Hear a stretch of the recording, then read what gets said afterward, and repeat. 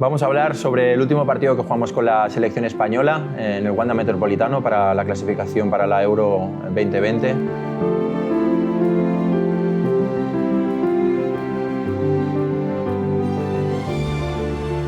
Fue un partido que necesitábamos ganar, teníamos que conseguir el primer puesto, aunque ya estábamos clasificados. Esa victoria nos daba el primer puesto, que significaba ser cabeza de serie después en el sorteo para la Eurocopa. Fue un partido que ganamos finalmente 5-0 y que para mí fue un poco el culmen de varios meses de trabajo en los que, estando con un equipo que, como es una selección en el que no tienes mucho tiempo para trabajar, fuimos acumulando diferentes conceptos durante las diferentes concentraciones que hicimos, y de alguna manera en ese partido, en el que en concreto durante esa semana habíamos trabajado pues el cómo atacar a equipos replegados, creo que se vieron muchas de las cosas que estábamos trabajando, que habíamos preparado, y el resultado, y creo que sobre todo la primera parte, reflejaron algo que los entrenadores buscamos muchas veces y que los jugadores tienen que ejecutar. Quizá pedirlo es fácil y hacerlo es difícil. Aquel día jugamos con un 4-3-3, que era el mismo sistema que veníamos utilizando en toda la clasificación, un sistema que creo que nos daba muchas cosas para enfrentar a las diferentes estructuras. Formaron Kepa, centrales Sergio Ramos y Íñigo Martínez, Busquets estaba de pivote, Carvajal y Gallá estaban de laterales, Fabián y Saúl eran los interiores, y arriba atacábamos con Gerard Moreno, Álvaro Morata y Santi Cazorla. Dos delanteros y un centrocampista reconvertido a punta para podernos dar determinadas superioridades en el centro de campo al venir. Es algo que repetimos durante toda la clasificación. La elección del sistema es la que veníamos utilizando durante toda la fase de clasificación. El hecho de trabajar con una selección te obliga, no te permite tener demasiado tiempo para trabajar, y de ahí que el sistema que nos había dado éxito en el pasado y que habíamos venido utilizando fuese el escogido. Al final, al ser seleccionador, puedes elegir a los jugadores y eso te permite elegir conceptos. Es un sistema que creo que da muchas cosas en ataque, te permite tener 2 o 3 atacantes, te permite ocupar bien los espacios, te permite tener la posesión de balón y sobre todo te da una estructura que te permite luego poder presionar y recuperar el balón rápido. Nos íbamos a enfrentar a Rumanía, que nos había jugado en el partido de ida con 5 detrás. No sabíamos la estructura a la que nos íbamos a enfrentar, y lo que buscábamos a través del trabajo que hicimos esa semana y en las semanas anteriores, cuando estábamos concentrados, era poder establecer un sistema y una dinámica y una ocupación de espacios que nos permitiese atacar a cualquier sistema, a una línea de 5, a una línea de 4,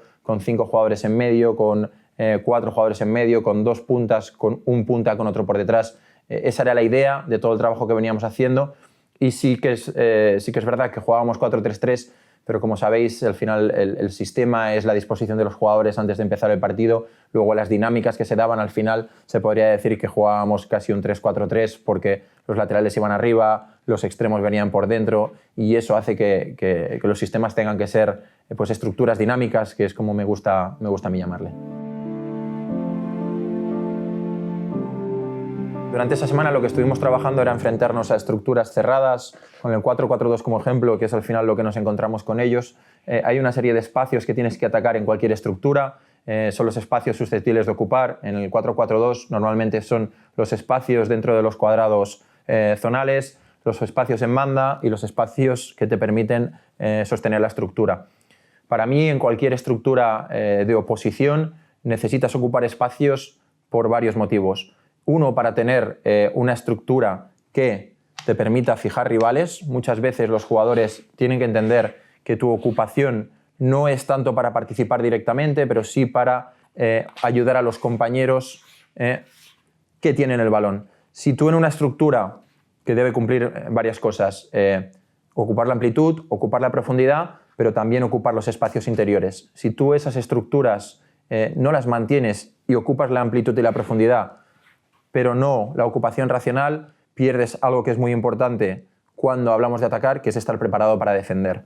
Por eso, la ocupación de espacios que nosotros queríamos utilizar era algo parecido así. Ocupar los espacios susceptibles de ponerles en problemas, que ellos no pudiesen determinar quién tenía que marcar a cada jugador, seguridad por detrás del balón, 2 jugadores rivales, 3 jugadores nuestros para conseguir una primera superioridad y jugadores por dentro que obligasen a estos jugadores a no poder saltar a determinadas presiones por la amenaza que supone tener a esos jugadores ahí. La estructura dinámica lo que tiene que buscar es el cambio y la ocupación de espacios de manera diferente. Por eso les decíamos que, aunque yo aquí os pongo esta disposición, este jugador podía ser o bien un central o bien un interior. Es algo que empezamos a utilizar contra Suecia, que no habíamos utilizado hasta ese momento, era la utilización de los interiores en el inicio de 3. Hasta ese momento siempre lo habíamos hecho con pivote, pero dándole una vuelta a las diferentes situaciones que nos encontrábamos y dándole contexto, preferíamos tener ese tipo de situaciones porque al final consigues que salga uno de tus jugadores de centro de campo,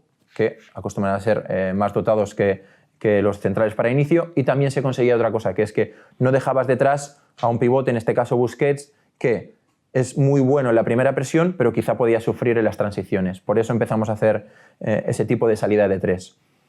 A raíz de eso, lo que os comentaba es que buscamos tener esta ocupación de espacios, pero no necesariamente con los jugadores que se podría entender a priori. Central, lateral, pivote que viene a ocupar este espacio y punta aquí. Lo que les pedíamos a los jugadores es que esa dinámica de ocupación tenía que ser de alguna manera flexible y que esta posición la podía ocupar el extremo, que si esto lo ocupaba el extremo, el interior tenía que venir a este espacio y que el lateral, que podía estar aquí, tenía que venir a este espacio. Que si era el pivote el que estaba aquí, el lateral era el que se quedaba detrás. Esa dinámica y ese cambio de posiciones hace que sea más difícil el poder prever por parte del rival dónde vas a estar posicionado. ¿A qué nos lleva esa estructura? Esa estructura nos lleva a intentar, a través del dominio del balón y de la circulación, que era una de las cosas que les pedíamos, el poder en el ataque fijar posiciones de los rivales. Cuando tú atacas por una banda, normalmente lo que hacen los equipos rivales es bascular hacia ese lado para conseguir superioridades, y a partir de una buena estructura y el no movernos todos hacia ese lado, poder cambiar y llegar al otro lado, que es donde se pueden generar más espacios para atacar. Esto, junto con la incorporación de posesiones largas, que es algo a lo que llegamos después de analizar de manera muy profunda todas las ocasiones que habíamos generado en Nations League, llegamos a una conclusión, que es que siempre que nos íbamos a posesiones de más de 45 segundos, el porcentaje de situaciones que acababan en ocasión de gol aumentaba de manera exponencial. Hicimos un análisis en el que conseguimos determinar que habían posesiones, las parcelamos entre 0-10 segundos, 10-20 segundos, 20-45. Haciendo un estudio de todo ese tipo de situaciones, veíamos que los porcentajes de acierto o de finalización aumentaban cuando nos íbamos a 20-45 o más de 45. Entonces, la estructura que establecimos nos permitía, en primer lugar, tener situaciones y soluciones de pase para el poseedor siempre. Lo primero que tiene que hacer un jugador es intentar progresar, pero que el jugador tuviese siempre 2 pases por delante, un pase que le permitiese cambiar la orientación y un pase por detrás de seguridad para poder mantener el balón. A través de eso conseguíamos establecer estructuras siempre ocupando los espacios incómodos para el rival y que provocaban diferentes situaciones. Siempre a un jugador le pedíamos otro componente importante para esa circulación y esa movilidad, que era intentar fijar rivales. Dar un pase aquí sin provocar la salida de un rival permite a los rivales no tener que salir de posición. Con lo cual era fijar y pasar, porque esto provoca esto, y estos 2 metros, este movimiento corto que generamos aquí, es lo que hace que aquí después este jugador y este jugador tengan más espacio y más tiempo. Si tú cuando atacas no generas este tipo de movimientos, las defensas no tienen la necesidad de bascular, y esa no necesidad de bascular lo que hace es que no tengas luego tanto tiempo, y cuando hablo de tanto tiempo hablo de décimas de segundo, para poder ejecutar, venir a un lado, cambiar al otro y aprovechar el espacio. Por eso les hablábamos de, chicos, estructura dinámica, y lo trabajamos mucho durante esa semana de trabajo, con cambio de posiciones, con situaciones de fijar más pasar, con atacar a un lado, fijar rivales e ir hacia el otro. Evidentemente el nivel de los jugadores de la selección española es muy alto y lo hace todo mucho más fácil. No obstante, es un trabajo que hicimos durante una semana en el que nuestra obsesión, no solo en este aspecto, sino en el aspecto defensivo, era de qué manera podíamos algo tan complejo simplificarlo a 3-4 mensajes que les diesen a ellos referencias y no posiciones exactas para poder ocupar el espacio. Eso lo hicimos a través de una serie de vídeos y de conceptos en los que les demostrábamos que ese tipo de situaciones les iban a permitir luego encontrar otros espacios justo con vídeos de partidos que ellos habían jugado. ¿Qué es lo que buscábamos luego también? A partir de esta estructura, si tú la estructura no la mueves no solo con cambios de posiciones, sino con desmarques y todo el mundo está en su sitio, es muy fácil de prever porque todo el mundo recibe al pie, fijas posiciones y no avanzas. Con lo cual, otra cosa que se les pidió es, cuando consigamos progresar por un lado, hay que hacer movimientos en profundidad, al espacio. ¿Qué es lo que provocan estos movimientos en profundidad al espacio? Provoca que haya jugadores que salgan de sitio. Conseguíamos mover a estructura, sacar a jugadores de sitio y de esa manera lo que consigues es más espacio, pero también desestructurar al rival. De esa manera, en prácticamente los primeros 7 minutos de juego, conseguimos, que yo creo que fueron los mejores, hasta el primer gol, conseguimos que el equipo rival, Rumanía, tuviese una posesión de 19 segundos, otra de 6, otra de 10, otra de 11 y luego la última, que ya fue la del gol, que fueron muy pocos segundos. Primero, por la presión que hacíamos ante sus saques de puerta y luego por la presión tras pérdida que ejercíamos por la estructura que os estoy diciendo. Al final, tú puedes atacar con una estructura así y generar muchos problemas porque enfrentas 6 jugadores contra 4, pero lo que va a pasar aquí es que si pierdes el balón no vas a estar preparado para presionar. De ahí nuestra insistencia en tener una estructura que no solo nos permitiese circular, sino estar preparados para recuperar cuando perdíamos el balón.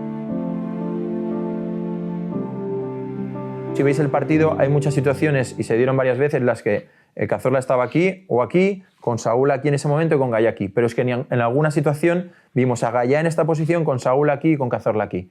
Nos daba lo mismo porque al final la estructura, si os fijáis, es la misma, lo cual te permite circular, te permite atacar y te permite presionar tras pérdida. Esa fue un poco la idea que trasladamos durante esta semana, no solo para el partido de Rumanía, sino también para el de Malta, en previsión de que nos pudiésemos encontrar a rivales encerrados y en su campo, que es lo que provoca muchas veces la selección por el alto nivel de los jugadores.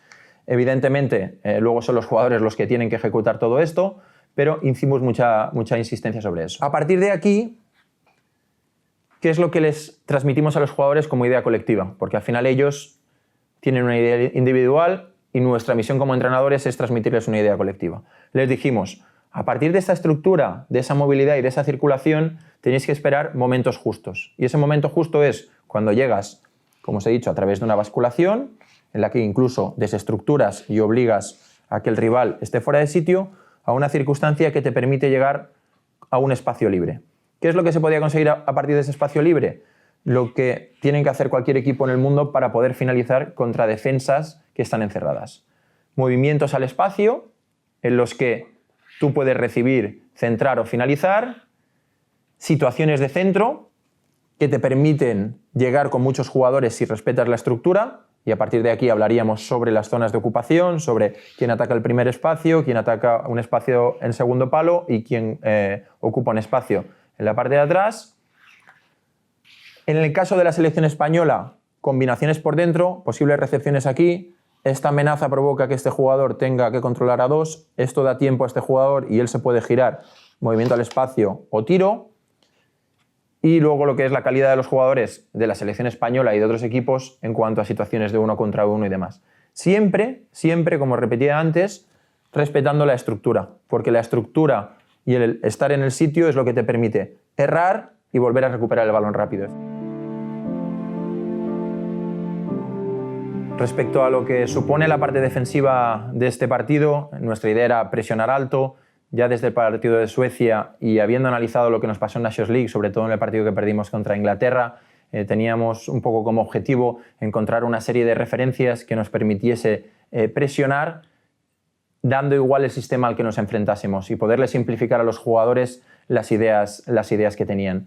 En ese sentido, en este partido muchas de las presiones fueron altas a partir de saque de puerta y recuperamos muchos balones, y el resto de situaciones, la gran mayoría, se dieron en presión tras pérdida, con lo cual los matices de la presión tras pérdida son otros diferentes a lo que es la presión alta organizada. Ahora lo vamos a ver. En lo que eran repliegues, nuestra idea era defender en 4-4-2 y por eso dejábamos arriba a Álvaro con Santi Cazorla, tirábamos a un lado a Saúl, metíamos atrás a Gaya con Íñigo, con Busi aquí, con Fabián, con Sergio, con Carvajal y con Gerard Moreno ayudando en banda, que es algo que en su equipo en el Villarreal yo lo hacía y creíamos que era la forma más idónea de poder contrarrestar la forma como nos atacaban. Es un sistema que te permite bien defender y saltar a las presiones.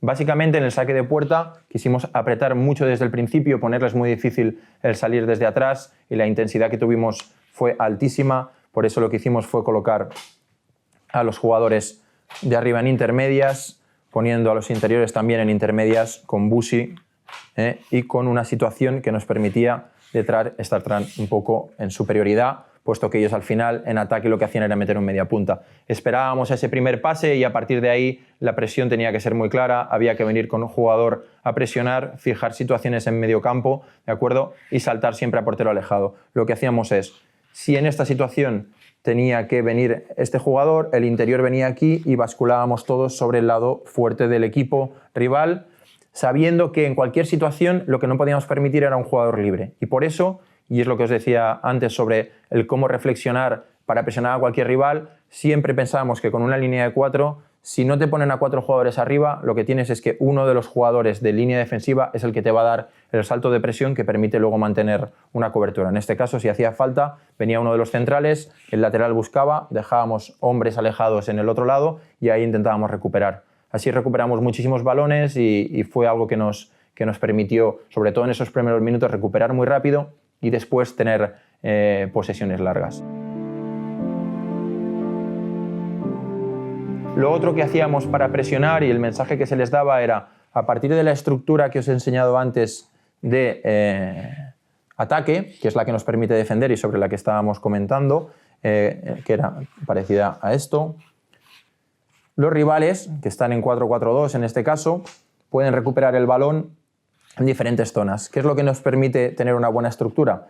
Lo que nos permite es determinar con 4 mensajes qué es lo que tiene que hacer cada jugador dependiendo de cómo se encuentra respecto al balón y respecto a sus rivales. Es decir, si teníamos una pérdida aquí, de lo que decíamos era que los jugadores que estaban cerca del balón tenían que presionar enseguida buscando al jugador que tenía el balón. Fijar situación de 1 contra 1. Los que estaban detrás en el mismo carril, saltar a presión. Los que estaban en el carril cercano a la altura del balón, venir a presionar a los próximos, ¿de acuerdo?